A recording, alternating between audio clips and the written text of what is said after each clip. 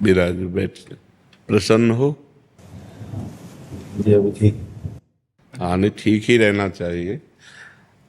हम आपको अपने प्रभु का विधान बताते हैं थोड़ा सा। जब प्रभु किसी पर कृपा करते हैं, ये वैभव मिलना कृपा नहीं है, ये पुण्य है। पुण्य से एक घोर पापी को भी बहुत देखो, पाप करके भी उनका कोई पुण्य है जिससे वो सुकृत पूर्व के सुकृतवश चल रहे हैं, नया पाप है। ये वैभव बढ़ना या यश बढ़ना ये भगवान की कृपा नहीं मानी जाती।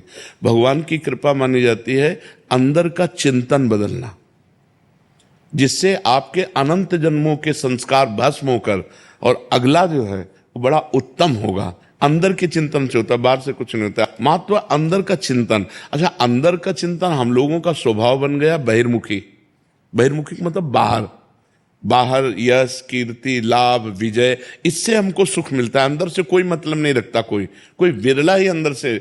अब क्या होता है, भगवान जब कृपा करते हैं तो संत समागम देते हैं, फिर दूसरी जब कृपा होती तो विपरीतता देते हैं, और फिर अंदर से एक रास्ता देते हैं। ये मेरा रास्ता है, ये परम शांति का रास्ता है, ये शांति का रास्ता नहीं। भगवान वो रास्ता देते और जीव को अपने पास बुला लेते हैं। बिना प्रतिकूलता के संसार का राग नष्ट नहीं होता। किसी को भी वैराग्य होता है तो संसार की प्रतिकूलता देखकर वैराग्य होता है। सब कुछ हमारे अनुकूल है तो हम आनंदित होकर उसका भोग करते हैं। जब हमारे ऊपर प्रतिकूलता आती है तब ठेस पहुंचती है कि इतना झूठा संसार, तो अंदर से भगवान रास्ता देते हैं। ये सही है।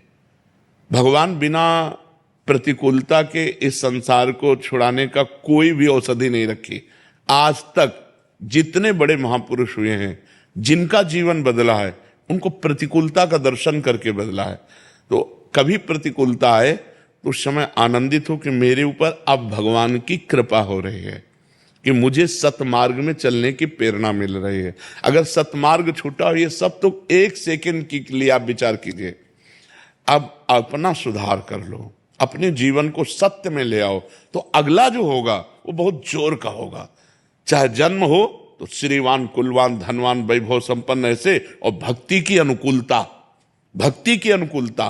खास बात श्रीवान धनवान कुलवान नहीं, खास बात भक्ति की अनुकूलता। अगर इस जन्म में भगवत प्राप्ति नहीं हुई तो भगवान श्री कृष्ण ने गीता में कहा है कि मेरे भक्त का नाश नहीं होता।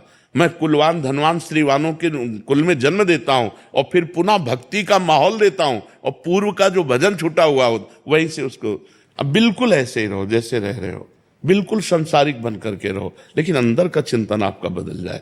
अंदर के चिंतन में आपकी यश की भावना न रह जाए, अंदर के चिंतन में आपको धन बढ़ाने की भावना न रह जाए।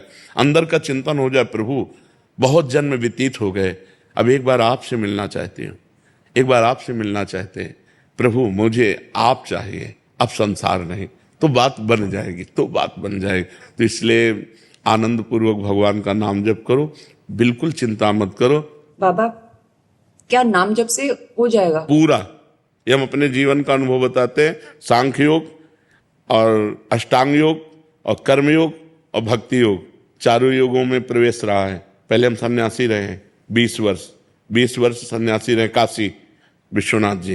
तो हम सांख्य योग, अष्टांग योग, जो अष्टांग योग है ना, अष्टांग योग कर्म योग, इन तीनों को अच्छी प्रकार जान करके और फिर भक्ति योग में आए हैं। स्वयं भगवान शंकर से बढ़कर कोई ज्ञानी तो नहीं ना, सनकादि से बढ़कर कोई ज्ञानी नहीं। वो हरिशरणम सनकादि हर समय जपते रहते हैं। भगवान शिव राम राम राम राम राम राम जपते रहते हैं।